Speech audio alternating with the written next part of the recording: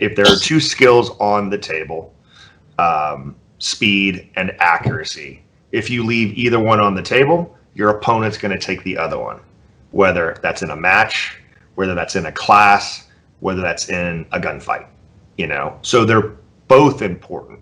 They're both important. Now, you said the most important factor in your estimation was speed. Can you guys talk more about that? Because that's very interesting. Right. So from a standpoint, from gunfighting, whether it's CQB or kind of a reactive like officer shooting, the speed is you're always behind, right? Now, the speed being the most important is understanding that there has to be a pretty good foundation of accuracy, of practical accuracy. But the best accuracy without any speed contingent is useless.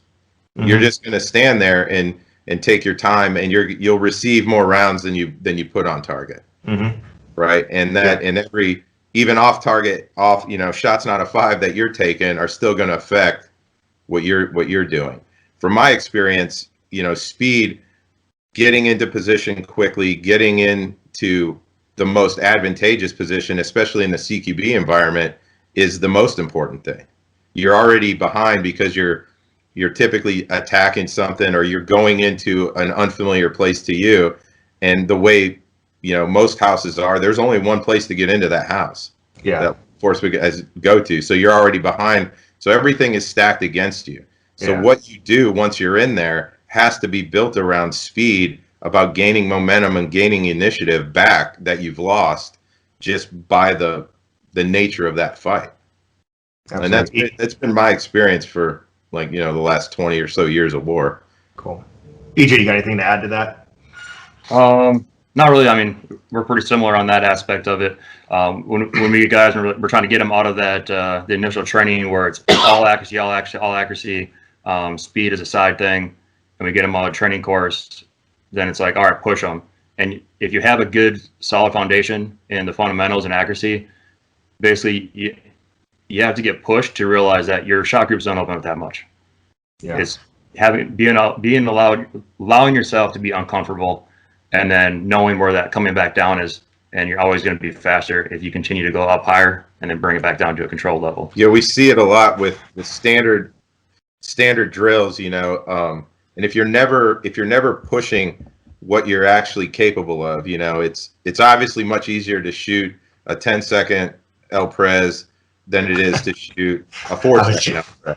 I was just thinking of that same example. Literally, I was just thinking that in my head. And what we have found, we've been fortunate enough to shoot with some of the best guys, the best pistol shooters, best rifle shooters, and it's a reoccurring theme with all of them that they are pushing themselves and developing new ways to train. And when you watch a lot of these guys shoot for real, you can have all that speed and accuracy.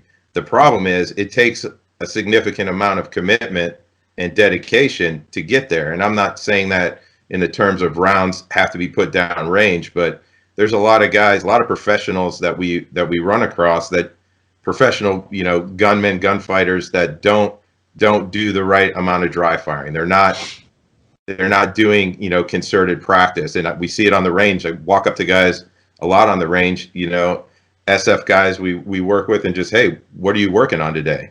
And they're like, well, I'm just shooting the target. Okay, but what are you working on?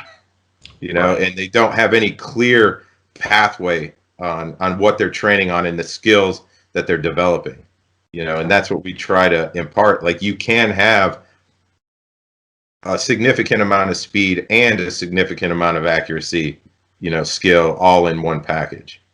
Absolutely.